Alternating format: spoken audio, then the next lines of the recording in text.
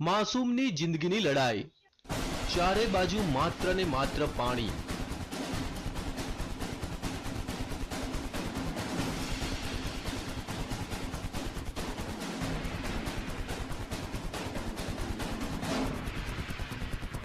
પાણીના ધમધસતા પ્રવાહ વચ્ચે ફસાઈ એક માસૂમની જિંદગી। મોતની લહેરો વચ્ચે જીવન અને મરણ વચ્ચે ઝોલા ખાતી માસૂમની જિંદગી। શું આ માસૂમ પોતાનો જીવ બચાવી શકશે ખરો?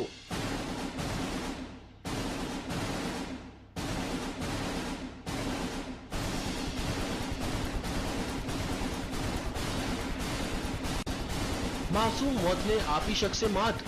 શું બચી જશે માસૂમનો જીવ? આ દ્રશ્યો છે મધ્યપ્રદેશના ભોપાલના ડિડોરીના, જ્યાં 2 વર્ષનો એક માસૂમ બાળક ફસાયો છે ધમધસતા પાણી વચ્ચે।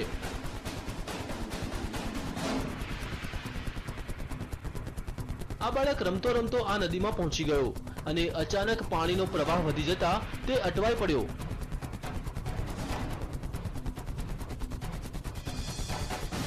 લહેરોના આ તાંડવને જોતા ભલભલાનો પસીનો છૂટી જાય, પણ આ માસૂમ લહેરો વચ્ચે લડી રહ્યો છે જંગ।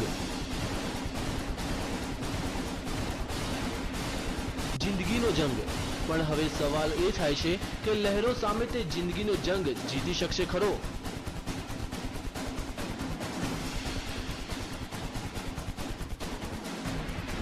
તેને કોઈ પણ ભોગે પોતાનો જીવ બચાવવો છે।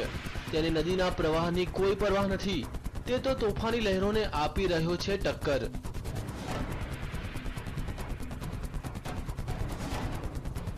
બાળકની આ જિંદગીના જંગને જોતા ગ્રામજનોએ તેને બચાવવાની જહેમત ઉઠાવી। માસૂમને બચાવવાનું રેસ્ક્યુ ઓપરેશન। માસૂમની જિંદગી બચાવવા ગ્રામજનોએ પહેલા રસ્સીનો સહારો લીધો। થોડા ઘણા અંશે તે સફળ પણ થયા, પણ અચાનક તે પાછો પાણીના પ્રવાહમાં તણાઈ ગયો। આ વખતે તો લાગ્યું કે માસૂમ તેની જિંદગીથી હાથ ધોઈ બેસશે,